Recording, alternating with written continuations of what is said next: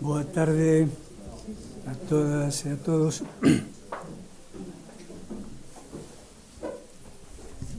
Nas cadeiras hai detectores de sono, digo por si alguén ten algún problema.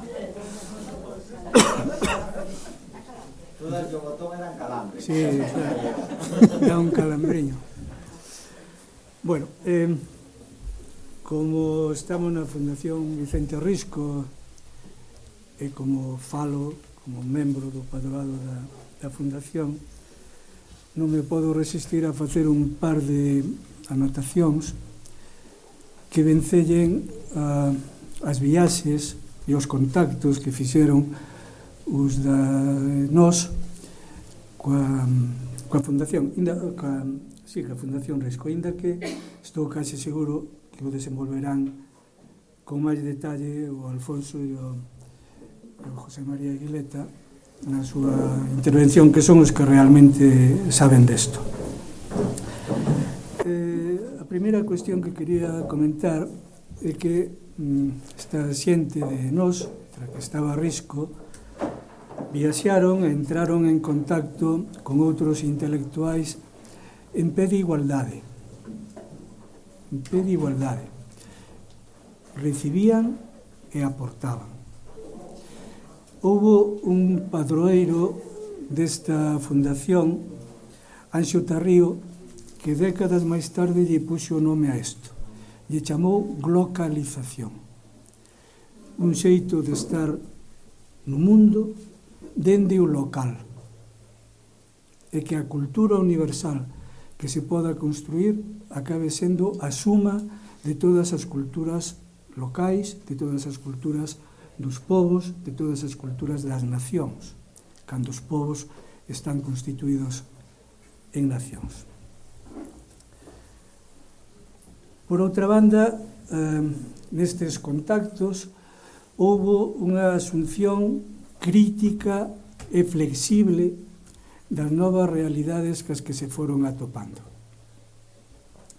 Comentáballe algún compañeiro agora cando saíamos a mediodía a historia esta de Castelao, que cando está visitando París, fixo xa 100 anos, lle escribe a Risco unha carta que sería bo recuperar, se fora posible.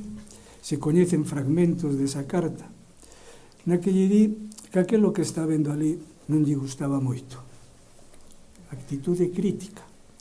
E non lle gustaba porque para Risco isto era unha linguaxe que servía para transmitir ideas, para transmitir coñecemento.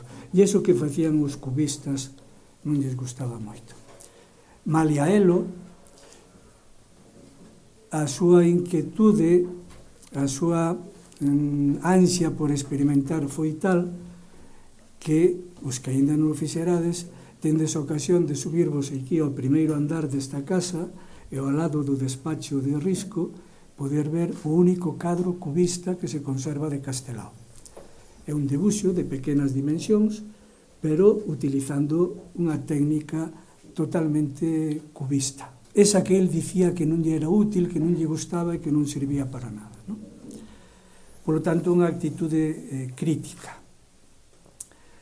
E do mesmo xeito, Risco, nesa viaxe que podemos trazar con certa facilidade, que nos leva de Schneider a Tagore, pasando por Teixeira de Pascuais, por exemplo, a súa actitude tamén foi mudando co paso do tempo. Mantén unha alta valoración de Schneider, porque sobre todo a metodoloxía que ele establecía era moi útil para os estudios de etnografía. Vai baixando a súa valoración de Tagore a medida que recibe nova información que non lle acaba de gustar moito, e racha totalmente con Teixeira de Pascuais. Totalmente. Despois de ter unha relación moi íntima, racha totalmente esa relación.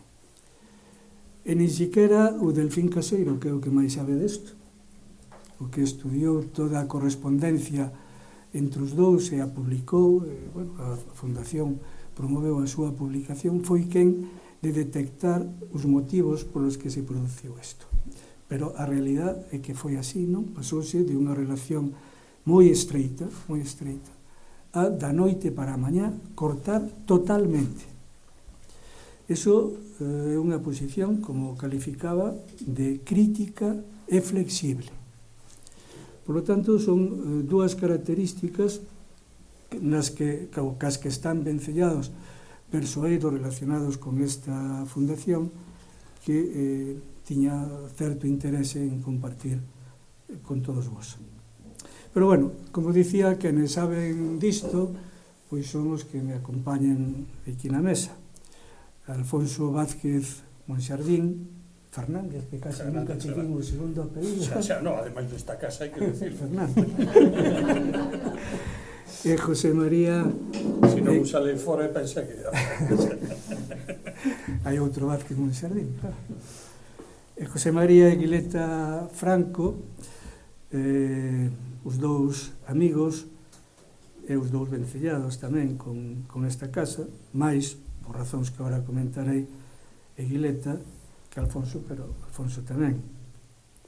Cando estaba a buscar uns datos para facer esta presentación, decateime de que había moitas cousas en común entre os dous. Eu sei que tamén hai diferenzas, pero tamén había moitas cousas en común. Entón, para aforrar tempo, e co vosso permiso, vou facer unha presentación en paralelo. Se non estades de acordo con algunhas das cousas que diga, pois, como decides, e punto. Os dous son arqueólogos e historiadores. De ti non se sabe tanto desa faceta de arqueólogo, pero durante un tempo traballaches como arqueólogo. Hai que facer de... E tamén como historiador. Eguileta exerce na actualidade como xefe do Departamento de Arqueoloxía no Concello de Ourense, pero tamén ten exercido como profesor de ensino, sobre todo no ensino universitario, en áreas de arqueoloxía e de historia antiga. Monxardín, nas últimas décadas xa, ven exercendo como catedrático de Lingua e Literatura Galega no ensino medio, pero tamén, e creo que ao propósito que no que estamos hoxe ten relevancia especial, ten exercido como profesor visitante en diversos países de Latinoamérica, en Argentina, en Brasil, en Chile, quero recordar. En Argentina e Brasil seguro, pero en Chile tamén. Sí, tamén. Os dous son académicos correspondentes da Real Academia Galega. Os dous. Eguileta, a máis, é tamén académico da Academia de Belas Artes. Os dous teñen sido colaboradores de prensa. Teñen sido e son colaboradores de prensa. En el Correo Gallego, en Galicia Hoxe e últimamente na Región. Os dous escribides en La Región. Escribides en galego, pero o xornal chamase La Región. Esas cousas que pasan. Eguileta escribe sobre todo en temas relacionados con Ourense, ca cidade, sobre todo ca orixe da cidade, non? Do que é un verdadeiro experto, tamén da cidade medieval, de outros temas semellantes. E Alfonso máis sobre cuestións relacionadas ca lingua, pero tamén relacionadas coa actualidade, con ademais ti tes dous espacios, o sea, que eres un privilexiado dentro deste asunto. Os dous teñen sido, neste caso, colaboradores de fundacións. Eguileta hasta hai pouco tiñamos connosco como membro do padroado, era o noso Cuevillas, e sigue sendo o noso Cuevillas particular. pero ora decidiu deixarnos, quedou parte da familia en representación, o sea que está ben. E Alfonso pois, foi durante moitos anos secretario da Fundación Otero Pedrallo. Os dous teñen recibido importantes premios e distincións. No caso de Alfonso, por citar un, o Casares, creo que foi no 2017. E non o volveu a ver. Non o volveu a ver. No. bueno, un premio de xornalismo literario e, no caso de Guileta, foi distinguido como xuez honorario do Couto Misto, non? Pois sí. Por citar así algunha distinción. E que no seguinte epígrafe teño un problema que intentei resolver con eles e que só resolvimos a medias. A min me consta a dedicación e o virtuosismo como músico de Guileta, como extraordinario baixista que é, pero Alfonso me dixo que non cantaba nin na ducha. Entón, para encher o epígrafe, pois teño aquí apuntado que foi o impulsor do Arquivo Sonoro de Galicia, que aínda que ben me apuntou a presidenta que non é só de música, senón que o arquivo ten outros moitos fondos, pero algo ten que ver co son. Por tanto, deixamos o epígrafe así completo, non? E bueno, eu creo que nestas cousas estamos de acordo, e así non complico máis a presentación. Eles son os que van a falar, que nos van a levar neste achegamento as viaxes e os contactos de Risco, de Otero, de Castelao, ti especialmente de Cuevillas, non? Entonces a vos toca, non teño nada máis que dicir. Pois moito. Hasta que hora temos? Pois, non sei Dime unha hora. Son as 5 menos 4. Hasta que hora temos? Moi ben, vou empezar expulsando. Media hora. Cada un. Bueno. 20 minutos cada un. Entonces eso non é media hora, eso son 40 minutos. 5 e 10 o colo. Vale, Dago. 5 e 10 o colo. Bueno, veña. Entón, vamos a aproveitar o tempo. Sí. Boas tardes a todos e moitísimas gracias á Fundación Vicente Risco e ao Consello da Cultura Galega por terme convidado a estar aquí. É un placer e é un honor. Viaxes e contactos de nós e Florentino Cuevillas, chamase a cousa esta, e pon aí que é un diálogo entre nós, o sea que os outros non dialogaron, entonces nós teremos que esforzarnos neso. O que preparei é un pouco, chamase entre o fito e o mito, a propósito deste tema da europeización ou da conexión con Europa da xeración. Porque o mito é que a xeración nos é a primeira xeración que entra en conexión directamente con Europa e sempre se vincula moito. As viaxes de Risco do ano 30, as de Castelao do ano 21, primeiro e despois do ano 28 a Bretaña, as declaracións estas iniciais, tanto de la Centuria primeiro como despois de nós, estas querendo suprimir intermediarios entre o pensamento galego e o pensamento dos povos cultos, nos abre as súas páxinas a prestixiosas personalidades estranxeiras que contan de nos honrar coa súa colaboración e tamén a informar o público galego do movimento das ideas no mundo civilizado. Nada máis, nos a ser a representación no mundo da personalidade galega na súa ansia de afirmar como valor universal, autóctono, diferenciado dentro e fora da terra, etc. Ben, entonces, con esta declaración de intencións, que teremos que ver se foi exitosa ou non, porque non é o mismo facer un desexo que ese desexo se vexa cumprido. E con esas viaxes, pois temos construído ese mito de que son os primeiros casi europeos, pero, sin embargo, a cultura galega é unha cultura europea normal. Si empezamos a tirar do fío do Camiño de Santiago, por exemplo, dos códices, das peregrinacións, do gótico, do románico, dos oglares, dos cancioneiros, das cantigas de Santa María, temos a presencia de toda Europa aí, que si Montpellier, que si tal. Si miramos a toponimia asociada ás cantigas de Santa María, o tal aparece todo o mundo. Galicia conta coa súa presenza no mundo medieval, coa importancia que ten, pois eu que sei, na literatura francesa, as cousas que recupera Arguindey, neso de la Galice de 10 séculos de olladas francesas, de Pontesidone, de esa novela de cabalerías, hai casi esa primeira novela de amor do século XIV, o de Víctor Hugo, o Reiciño de Galicia, o Sigurd Roll, a primeira vez que se coñece o escudo de Galicia en Inglaterra, parece ser que eso de que teña un cálice é unha confusión do anglo-normando de galís con calís, e todo, non? Hasta aí hai esa conexión tan grande. Marco Polo no millón fala, cando fala da tumba de Buda en Ceilán, di que ali pois van os idólatras en peregrinación como vamos os cristiáns a Santiago en Galicia.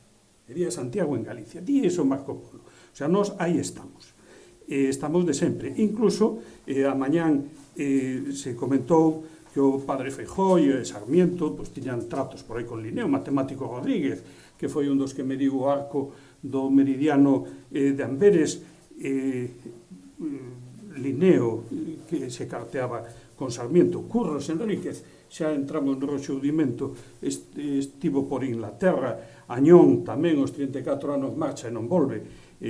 Houbo galegos con Garibaldi, Sofía Casanova, la Bella Otero. Hai xente nosa que está polo mundo aí, e desde comenzos do século XX, pois Xoan Vicente Viqueira está en París desde 1902, ou Carmen López Cortón en Inglaterra, tamén en temas de pedagogía desde os principios de século. E si, no primeiro tercio do século en Galicia hai dúas grandes revistas, sobre todo, unha é Alfar e outra é Nós. E cal é a revista que ten máis proxección internacional e que recadou máis atención e máis colaboradores? Sin dúbida, Alfar. Iso témolo que ter claro. Entonces, temos que unir as tradicións culturais do galeguismo co outro e non desde o meu punto de vista, facer unha historia de que a conexión co mundo europeo só ven a través de 3 pequenas viaxes dos membros de Nós, por moi importantes cualitativamente que sexan para un sector desa poboación galega que era a poboación galeguista, o pensamento galeguista. Entón, claro, se vemos que en Alfar pues, está Huidrobro, Borges, Unamuno, Machado, Miró, Alberti, Azorín, Risco, Castelao, Picasso, Dalí, Gris, Mayo, Bretón, Cebreiro, etc. Aí temos toda esa amplísima nómina que despois aquí non tanto. As dúas, por certo, dirixidas por 2 Casales, unha Julio Casal, o de Montevideo, e outra Ángel Casal, o de aquí. Ben, apertura o mundo desta revista nosa, de Nós que estamos aquí. Apertura ao mundo desde o enxebre. Apertura a modernidade desde a antimodernidade, que supón moitas veces o pensamento social e incluso con moita reserva estética. Todo isto hai un fito detrás de todo isto. É unha revista curiosa, Nós, porque é unha revista, o amigo Joaquín Ventura, que fixo a súa tese sobre a revista Nós e as relacións internacionais, dicía que era un pouco autista e atemporal, no sentido de que estaban moi pechados así entre elos. Desde logo, hai algunhas cousas curiosas. Fíxense que hai unha portada que se repite sempre, desde o número 10 hasta o final, con pequenas variacións. En esa portada, nin na portada nin na contraportada, hai un índice do que hai dentro, cando as outras o puñan. Era unha revista para os iniciados, para os colegas. Unha revista de élite, como todas as revistas culturais, como é lógico que sexa unha revista cultural, pero sin intento de sair dese caparazón. E entón, claro, temos aí primeiro esa historia de estar conxelada. Segundo, que non ten apenas vínculo coa actualidade. Hai 4 ou 5 fenómenos que a min, ou datos históricos que a min me sorprende que unha revista con intención de penetración e tal, non trate. Por exemplo, o incendio da Biblioteca de Ourense, que ademais para Risco e para a escena final do Porco de Pé tan importante, en decembro do 27, non figura, nin nos homens os feitos de Alberga, nin nas novedades. Non figura o Nobel Agids, cando era personaxe que eles traduciron e tal. Non figura, e aquí xa estamos falando de sectarismo, non figura nada na morte de Manuel Antonio. E digo isto da morte de Manuel Antonio porque o Risco, que lle pasou esa carta tan bonita que conocemos todos, donde lle daba unha indicación das vanguardas e de todo isto, que non logrou que colaborase ou que non se prestaron a colaborar desde as vanguardias coa revista Nós, pois cando morre é ignorado. E non así, por exemplo, Xurxo Lourenzo, a quen se dedica un número, non así Murguía, a quen se dedica outro número e outro número no 10º aniversario, etc. Entonces é unha revista que efectivamente ten un nivel de enclaustramento bastante importante. As viaxes de Nós. Castelao ten dúas xeiras nas súas viaxes, unha ao diario de 1921, que é un diario que empeza cunha declaración un pouco atroz, porque empeza dicindo no primeiro artigo: decididamente eu son inimigo das cidades. Esa é a primeira declaración que el fai de París, e remata o artigo dicindo: París é o Madrid do mundo. O que me parece Madrid como galego, parecemos París como home. Home, pois tamén parece que é un pouco forte isto de chegar a ese París dos anos 20 e ter esa opinión de partida tan espantosamente radical contra unha cidade na que el pois ve toda esa modernidade, non das exposicións e de todas estas cousas do cubismo e de toda esa serie de 6 artigos que escribe. Ten 35 anos e ten 44 cando escribe a segunda xeira de artigos, que son un par deles 2 anos seguidos, o 25 de xulio, comentando sobre a súa viaxe a Bretaña, donde aí fai esa viaxe, digamos, de superación da dor pola morte do fillo, que era esta. É curioso porque a viaxe del a París, con tema da Junta, como todo, de ampliación de estudios, e a mañán falamos algo desto aquí. Claro, foron sobre 2.000 persoas ao longo de toda a vida da Xunta de Ampliación de Estudios a Europa. Deles foron uns 200 galegos. Hai por aí os cálculos que están. Entón, había moitísima xente. Nós conocemos o caso destes que escribiron aquí, pero a mañán falábamos de que fora Manolo Martínez Risco, o físico, e con ese outros moitos. Cando vai Risco a Alemania, para eso a maravillosa exposición que nos fixo Iria a mañán, non vou entrar nela, pero simplemente sinalar que cando vai ten 46 anos. Entón, claro, a visión, hai un artigo moi bonito que cando sale Mitel Europa na región, que lle dedica LM, me parece que é Luis Mascareñas, Luis Madriñán, e entón conta, Risco non foi a formarse, Risco xa está formado, Risco foi a comparar, foi a contrastar. Por eso vai todo o tempo dicindo isto non me gusta, isto en Galicia é así, isto tal, isto cual, non? E entón, claro, esa viaxe deses meses do Brau do ano 30, que, por certo, outro día hai no Museo do Pobo Galego unha carta interesantísima que, a ver, se queredes unha copia, despois vos la paso, tal, na que lle vai conta desde Berlín o meu avó, cousas que quere saber de Ourense, e as súas impresións de Berlín e tal. Bueno, pois está a eses 46 anos e eses 2 meses que vota por ali, danlle para escribir artigos en Nós entre o ano 30 e o ano 35, para escribir 28 artigos. Deles 18 que aparecen recollidos no libro, que é o de Berlín, e despois o de Praga e Viena, que non está aí.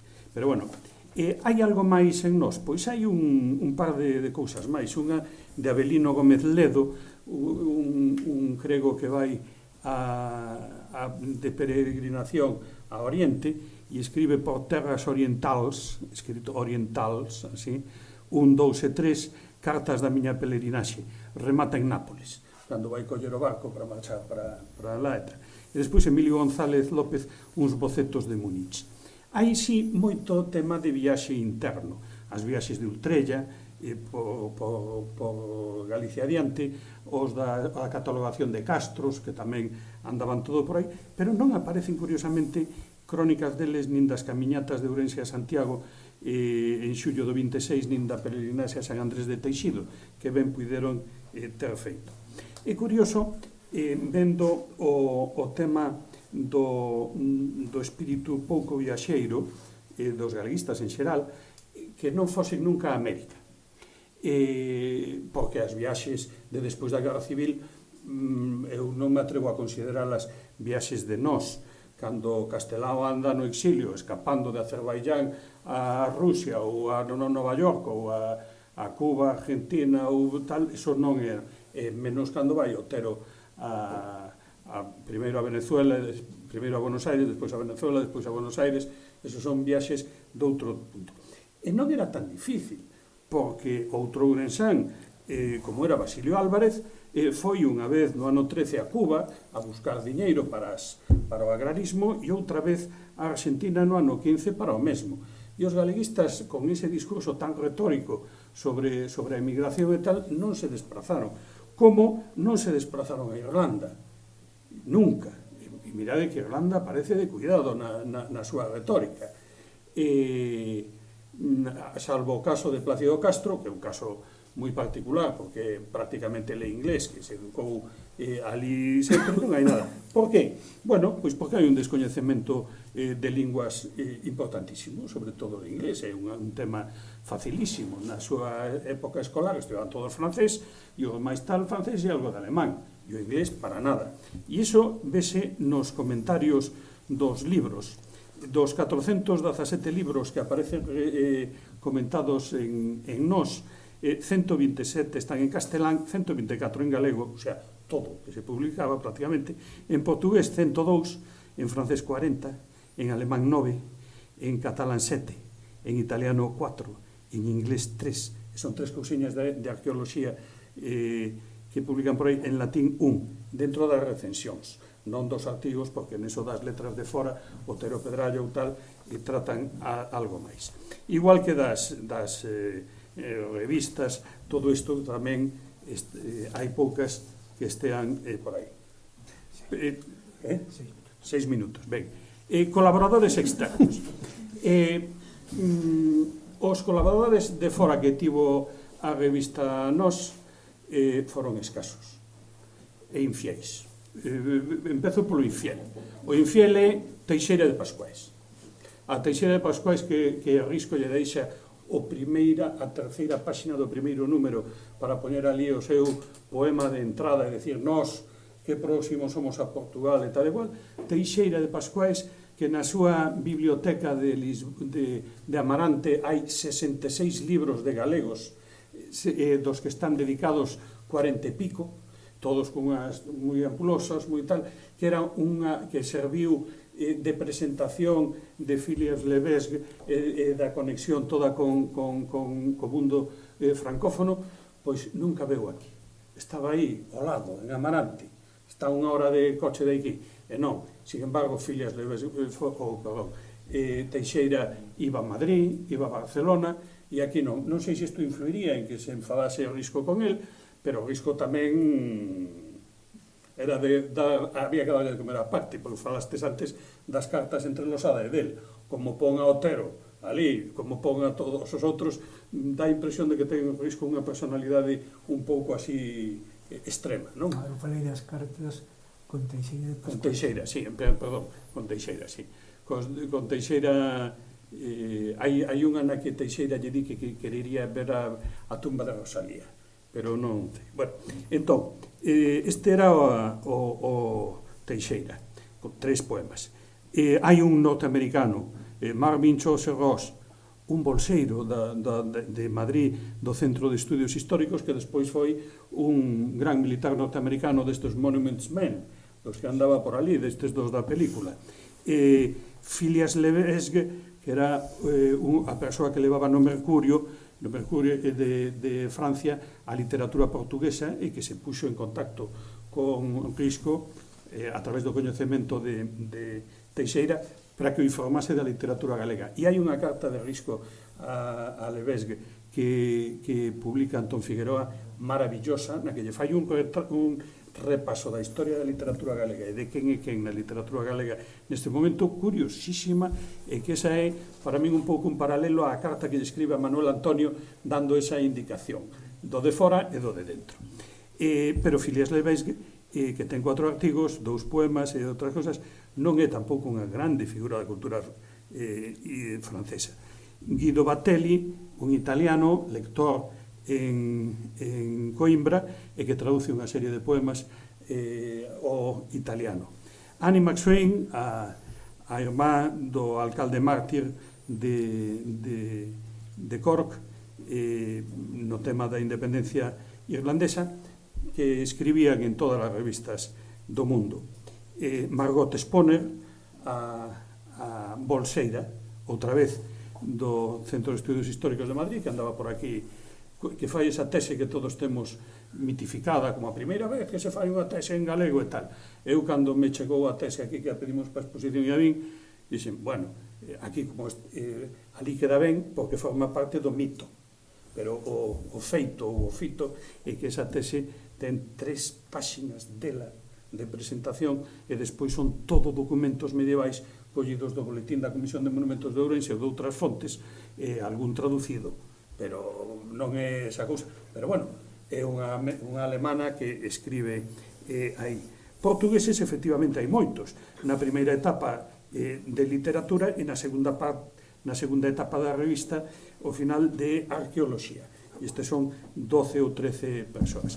En definitiva, non hai moita colaboración de estranxeiros que publiquen aquí, non hai primeiras figuras, non hai unha repercusión da revista fora, da revista de Occidente ou destas revistas españolas pasan de aquí tampouco se comenta, e os temas cos que andan preocupados pois son temas máis marxinais dentro da historia da cultura europea, pois con esa fixación do celtismo ou estas historias coas que se pretende facer unha identidade distinta e así. Para establecer esta rede o sea, con quen se relacionaron. En Portugal, en Galicia con Portugal hai un tema moi curioso. Hai 2 grupos de relación. Un de Coruña, que está desde a época de Bernardino Machado, cando Salazar pega o primeiro golpe, o presidente de Portugal escapa para Coruña, e con el 4 ou 5 tíos, Alfonso Costa, Cuña Leal, Sardiña, que están intelectuais que están por ali e conectan con estes galegos. E despois o grupo de Ourense. Ourense é a provincia de España que máis kilómetros ten de fronteira con Portugal, e para nós Portugal é algo ben próximo. Recomendo a novela Filomeno a mi pesar, de Torrente Ballester, que é sobre o século XIX e entre Ourense e Portugal móvese. Isto, hai 2 sensibilidades. Na revista Nós escribías en portugués. Na revista A Nosa Terra traducían de portugués a galego. Entonces, a nós sorprendíanos moito desde aquí, e isto está aí. Bueno, en Portugal había conexión con Teixeira, coa revista, sobre todo Águia, La Atlántida, a ilustración portuguesa, etc. 290 referencias de revistas portuguesas hai en Nós. Cataluña, primeiro con Tomás Garcés e despois con Joan Sterlich, que foron os seus 2 introductores aí desa cousa. Curioso, hai un artigo en catalán na revista Nós, un artigo de Tomás Garcés sobre Ángel Guimerá, poeta. Moi curioso porque é destas novedades. Francia é Phileas Lebesgue. Antón Figueroa recuperou esa correspondencia e é un libriño de letras de fora maravilloso porque reproduce todas esas cartas. E de aí saben algo de fora de Nós. Hai un tema ademais aí moi importante, que foi que Risco intentou que unha librería que era Apolowski, que unha librería famosa de París, sacase unha antoloxía de literatura galega. Entonces, puxéronse de acordo, el falou cos poetas, e aquí non lle mandaron o material e nunca se publicou. O que é un dos grandes erros históricos de Galicia, que non soubo proxectar isto fora. Se lles digo que Arredor de sí, de Otero Pedrallo, non está traducido ao castelán e hai dúas edicións inglesas, vemos que algo raro hai no mundo da traducción e da difusión da obra de fora.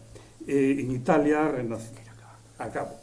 E despois hai outras cousas sobre o mundo céltico e que moitas veces é un coñecemento indirecto a través de textos que lle proporciona Levesque, que lle dá a orientación de Simon Terry ou de Valéry Larbon, que son os que están traballando esas cousas.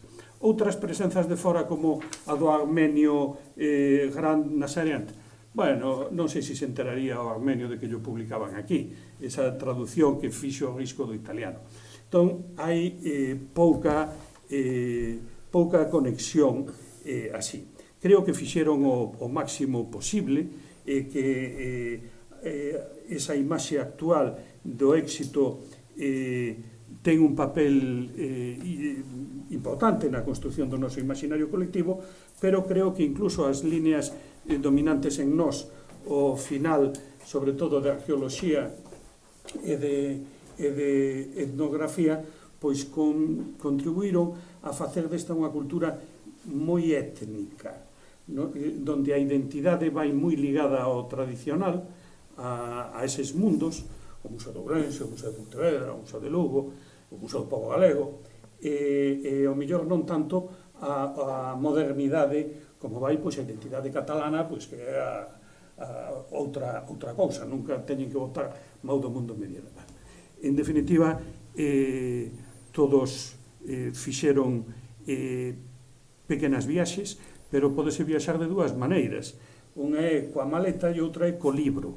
E entón, o que non aprenderon moitos coa maleta, pois aprenderono bastante co libro. Hai unha frase de Otero, coa que remato moi bonita, que decía: por que como outros non cumprín eu co vado de Europa?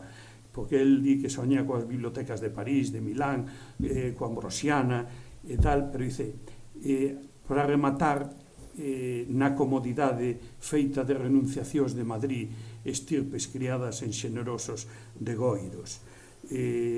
Pois aí están esa historia de vocación, de desexos, e despois de que foi o que foi.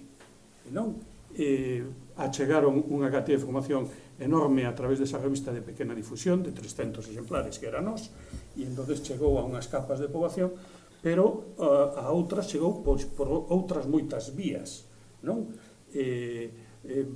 Baligay, que como nos comentaba mañá, desde o ano 33 se distancia, e outras moitas persoas que beberon de Europa tamén axudaron a modernizar a cultura deste país. Disculpas. Pois moitas gracias.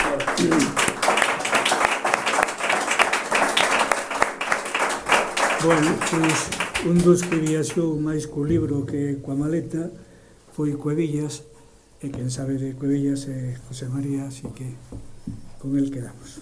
Moi ben, boa tarde. Bueno, gracias ao Consello da Cultura, gracias á Fundación Vicente Risco por permitirme achegarme aquí a contaros cousas de Cuevillas e da arqueoloxía, e por suposto Antonio pola súa generosa presentación.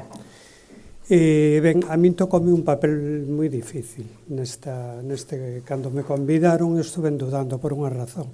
Cuevillas nunca viaxou físicamente, pero hai efectivamente moitas formas de viaxar. Hai dous motivos, un totalmente obxectivo. Como saben, Cuevillas estuvo aqueixado de reuma, uns problemas de gota. Imagínense naqueles tempos. Vamos a ver, el con 50 anos, según me comenta a familia, estaba xa prácticamente impedido. E eso con 50 anos era no 36. Pensen que ainda estaba a revista funcionando e que Cuevillas tiña todavía moita produción científica por diante. E hai outra menos obxectiva, pero que a que eu penso que é a seguinte: Cuevillas tense que dedicar ao estudio bibliográfico por unha razón, segundo o meu punto de vista. Ele empezou moi tarde na arqueoloxía. Pensen, Cuevillas ten unha trayectoria biográfica, digamos, moi variada. Estuvo, por exemplo, el licenciouse en farmacia, como saben, era funcionario de Facenda en Ourense, o sea, non era arqueólogo titulado, efecto. Hasta os anos 20 o que lle interesaba era o mundo da política, da literatura. De feito, publicaba artigos de política no xornal El Miño. Estuvo, digamos, moi vinculado ao movimento esotérico da teosofía, co seu irmão Xulio. Estuvo con Risco, incluso fundaron a Centuria, este mundo esotérico. Teño que ir moi deprisa porque me queda pouco tempo. Pero, ademais, a primeira vez que vai publicar en arqueoloxía é no ano 22 na revista Nos, un traballo precisamente sobre o xacemento que coñecen de Aquis Querquennis, este campamento que está en Bandi. Tiña 35-36 anos. Entón, a mí me dá impresión que se lle boteu o tempo en riba e cando el de verdade decide, non sei, falo moito con Alfonso destes temas, pero a mí me dá impresión que cando eles se meten en Nos, eles teñen un proxecto na cabeza. Non sei se efectivamente o vemos Nos dende aquí agora, dende a nosa contemporaneidade, ou se efectivamente los se repartiron, pero a mí me dá impresión que Risco se dedicou a xente contemporánea a través da etnografía, o territorio, coa xeografía, e Cuevillas precisamente a darlle os alicerces a esa nación que estaban construindo. Ahora digo que non sei se é consciente, non me atrevo a decirlo porque non teño datos, pero polo que vexo me dá impresión que van por aí a cousa. Entón Cuevillas ten que poñer, unha vez que colle ese compromiso e que decirse que meterse no mundo da arqueoloxía, ten que dar un sprint inmenso. Hai dúas datas esenciais para Cuevillas. Unha é S22, que é a súa primeira publicación de arqueoloxía, antes era un lego total, e outra é 1929. En 1929, con Bouza Brei, publicase desde Galicia, e por un galego, a primeira gran obra de prehistoria de Galicia, que é os Oestrimnios, os Aefes e a Ofiolatría en Galicia. E a mí me dá impresión que como unha especie de acicate, porque no ano 23 o arqueólogo alemán Hugo Bermayer faise a primeira recensión de prehistoria de Galicia. Entón non había ningún nada feito dende aquí. Entón Cuevillas, digamos que colle un sprint de formación, fundamentalmente neses entre o 22 e o 29, que, como lles conto, fai todas as prospeccións e excavacións prácticamente que coñecemos de monumentos megalíticos. Publica as papeletas, excava Monte das Motas, Osalas, Lobeira, un montón de monumentos megalíticos. Fai as excavacións no castro de San Cibrán de Las, é dicir, fai un sprint tremendo. Ademais, non só eso, está en Nos, está no Seminario de Estudios Galegos. Para min Nos non é unha revista, é un universo que acolle tanto a revista como o seminario, se se dan conta, son como vasos comunicantes de xente que está interactuando en todos os fenómenos culturais que están publicando, cando non en Nos, en Cuaderno de Estudios Galegos. Son ferramentas que utilizan eles. Pois todo isto vai ocurrir neste tempo, e non só eso, sino que ademais escolle a guerra e ademais non se esquezan do reumatismo. Entón, hai dúas viaxes interiores de Galicia moi interesantes, as dúas publicadas que comentaba Alfonso. Son unha peregrinación a Santiago dende Ourense, que fan en 4 etapas. Pois ben, Cuevillas se incorpora na segunda etapa. Se incorpora xa con unha moi avanzada xunto con outro Afonso Monxade máis, o avó de Alfonso. É dicir, e logo na outra gran peregrinación interior que publica Otero Pedrallo, que dá Pelerinases, Cuevillas simplemente non participa.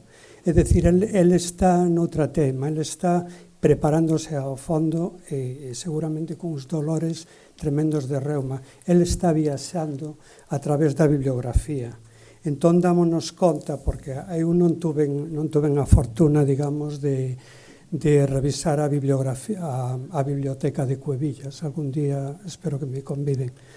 Pero sí, pola bibliografía, polo que el ve nas revistas, el está en contacto con xente como Macalister, o irlandés Macalister. Macalister está especializado en temas da idade do ferro irlandesa, dos reis míticos irlandesas, ainda que logo se vai a arqueoloxía bíblica, pero está nas reflexións de Cuevillas. Está en inglés Turlough Leeds, que se dedicaba ao mundo anglosaxón, ás relaciones atlánticas, que será unha constante, logo diremos por qué, penso porque de Cuevillas tamén. Está o sueco Neil Saber, que se dedicaba ao neolítico e idade do cobre. El publica precisamente as primeiras grandes volúmenes do neolítico da Península Ibérica. Incluso se achega a disciplinas como do paleontólogo austríaco Moritz Hoernes. O sea que Cuevillas está levando un maratón formativo, está viaxando, sin maletas, con libros, con bibliografía. Hai unha cousa todavía máis interesante, porque se ele é un lego, de onde saca a formación científica? Decimos que ele non é titulado. Hai un momento clave que cando se monta na Universidade de Santiago se crea o Departamento de Prehistoria e o gana a plaza, vende profesor Luis Pericot. Luis Pericot era un profesor, era alumno, se nombrou esta mañá, de Bosch Gimpera, e Bosch Gimpera era o que lideraba a Escola Arqueolóxica Catalana. E isto vai ser esencial por unha razón. Naquel momento en España había dúas grandes escolas de arqueoloxía, estamos falando dos anos 20. A Escola Catalana, como decía, liderada por Bosch Gimpera, que era tiña unha visión da prehistoria, da arqueoloxía, totalmente ultrapirenaica, é dicir, que das conexións con Europa, das conexións con toda a arqueoloxía europea, mentras, falo moi deprisa, porque mentras que a madrileña, liderada por Gómez Moreno, era totalmente hispanista. Entón, Cuevillas, evidentemente, foi discípulo da Escola Catalana a través de Bosch Gimpera. E aí están, digamos, todas as súas querencias polas relaciones atlánticas por este mundo. Non? E a proba da súa formación témolas a primeiro cando se organiza o terceiro Congreso Nacional de Arqueoloxía en España. Organízase en Galicia, no norte de Portugal. Entón, dura 5 ou 6 días e vaise rotando por varias cidades. Pois ben, a primeira sesión faise en Ourense, no Liceo de Ourense, e ainda que, o presidente era un almirante da Armada, que non comentaremos agora, pero a primeira sesión científica, a primeira sesión de traballo, a vai presidir Cuevillas. Xa non eran amigos de nós, non, eran os arqueólogos españoles e estranxeiros que viñan falar de temas de arqueoloxía de gran nivel. E a segunda sesión dirixiu a Pericot. E para que se faga unha idea, traigo unha cita cando se pecha este terceiro congreso en Vigo. Pericot, que o pecha el, di sobre Ourense, di: una ciudad magnífica que tiene para los prehistoriadores el mérito de haber sido uno de los focos más interesantes de la prehistoria gallega. De ellos salieron, entre otros, Florentino López Cuevillas, que ha realizado trabajos admirables. Desgraciadamente no han contado con todos los medios ni con la salud para que sus trabajos tuviesen el ámbito que se merecen. Cuevillas está no recoñecemento entre os prehistoriadores de Europa e de España. Ademais, precisamente, cando morre, o Boletín da Comisión de Monumentos dedicalle unha obra póstuma, e aí van a participar José María Blázquez, Pericot, García Belledo, e logo, por suposto, todos os portugueses, pero xa xente perfectamente consolidada. Decíamos que a partir de non só de bibliografía, el ten correspondencia, hai un caso tamén moi curioso, el ten correspondencia epistolar con xente de primeiro nivel. non nos vou agora, pero con Obermeier, con Schulten, cos Leisner, co abate Brel, aparte de cos portugueses. E falando xa que estamos no tema dos viaxes, vou relatar, hai pouco se publicaron as cartas ao Museo Arqueolóxico, Xulio Rodríguez González e Abelino Rodríguez González do Museo Arqueolóxico, e aí hai unha cita nunha carta, a ver se encontra por aquí, porque Schulten que dos grandes, Schulten para que se foi o que escavou Numancia, o que comentou a Hora Marítima de Avieno, se era dos grandes, xa non só en Europa, non? Entón, cando acababan de excavar aí uns anos o castro de Santa Tegra, o arqueólogo Mergelina, que era de Valladolid, entón Schulten estaba moi interesado nun pozo que aparecera ali nun restos, entón lle pide a Cuevillas que lle vaya a botar un vistazo e lle confirme se os datos son es que son, e Cuevillas non debía ir, non? E Schulten lle mandou unha carta dicindo o seguinte: no comprendo que usted trata la visita a La Guardia como si esta ciudad estuviese en Asia o en Australia, mientras que está a 100 kilómetros, es decir, a 2 horas en automóvil. Quero dicir, Cuevillas evidentemente coñece todo eso, coñece Santa Tegra, pero él, como digo, él está viaxando co intelecto. Non está viaxando porque, entre as cousas, non podía. Creo que cada movimento sería unha tortura para él. Eu que padezo gota tamén. Entendo perfectamente a Cuevillas. O entendo perfectamente. Cuevillas non se olviden tamén que foi a través supoño de Pericot, e porque esa saía del unha constante nas publicacións foron as relacións atlánticas. El, por exemplo, publica relacións da prehistoria en los finisterres atlánticos sobre las relaciones con Bretaña, sobre las relaciones con Bretaña e Inglaterra. E logo, ademais, outro tema esencial, que é o concepto de Galicia.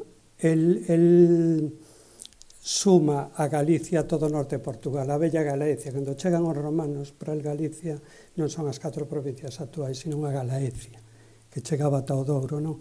E iso tamén vai ser unha constante en Cuevillas, esa identificación. Entón, xa para concluir, posto que o tempo un conto, permítame 5 puntos moi cortos. Cuevillas non foi viaxeiro, digamos, tal como entendemos ahora mismo, sino de outro modo. El trae Europa a Galicia, coa aplicación dos métodos e das técnicas nos que se forma a través das lecturas e das relacións epistolares e persoais cos grandes arqueólogos do momento. Engrandece o espacio galego estudiando a territorialidade histórica de Galicia, engadindo preferentemente o norte de Portugal.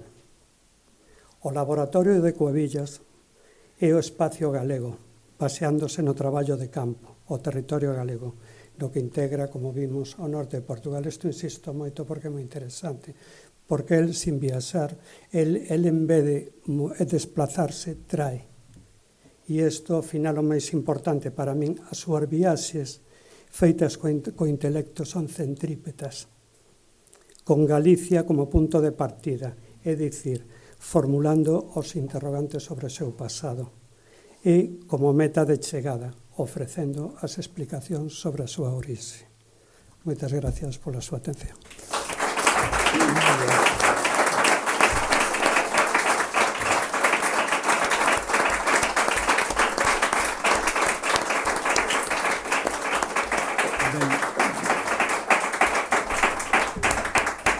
Ainda que estamos xa no límite de tempo, non? Se alguén quere preguntar algo, comentar algo, sempre hai un par de minutos. Facendo unha pregunta a Afonso.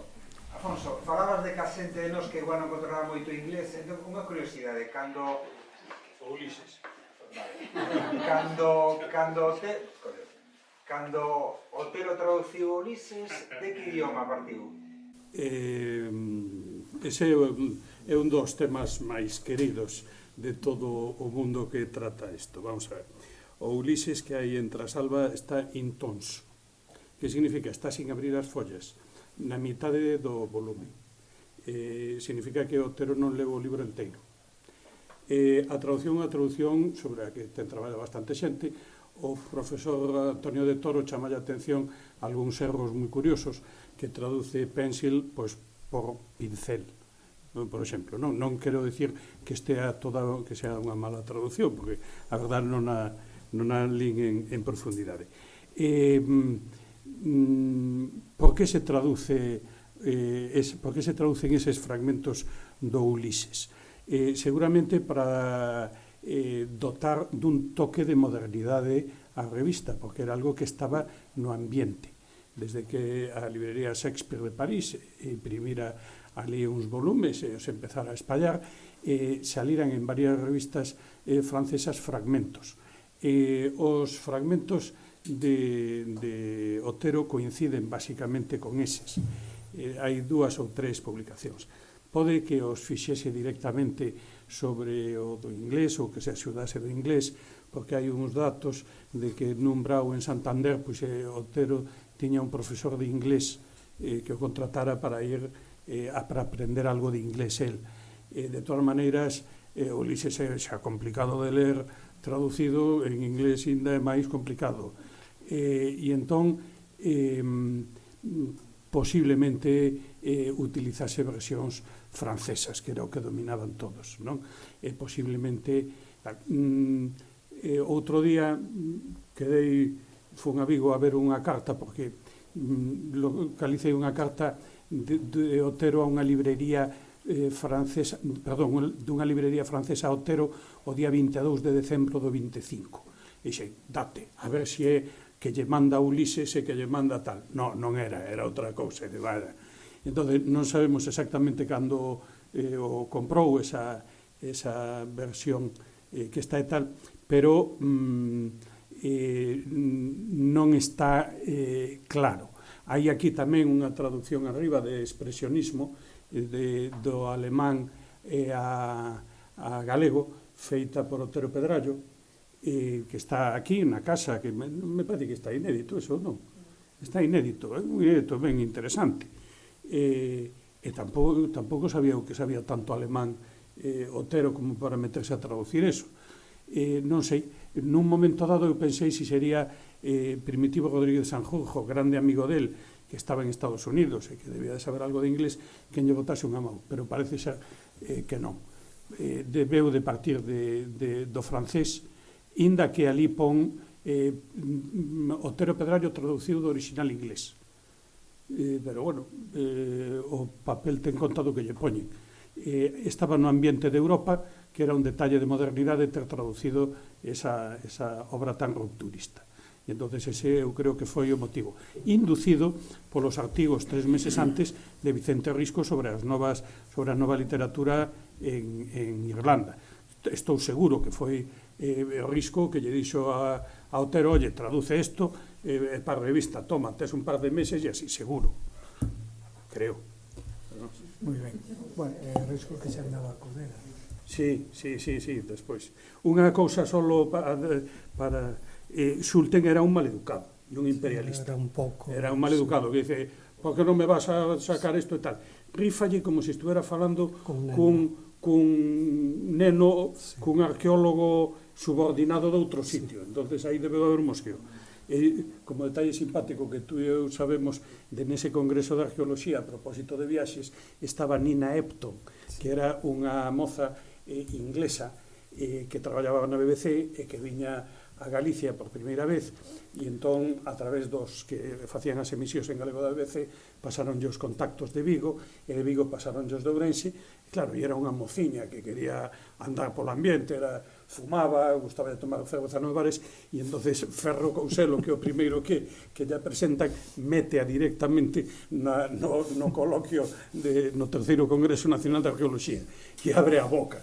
O que no libro ese que escribiu Grapes and Wine, que é unha delicia, que pois conta a historia dunha forma que de partirse da risa. Eu que salía, me meten ali falar dos petroglifos de Canarias, pero eu que quería tomar unha cerveza por allí, moi simpático, das viaxeiras. Bueno, estamos xa en tempos da seguinte mesa, pero se hai algunha última cuestión, se non, gracias aos dous, e deixamos xa a mesa libre.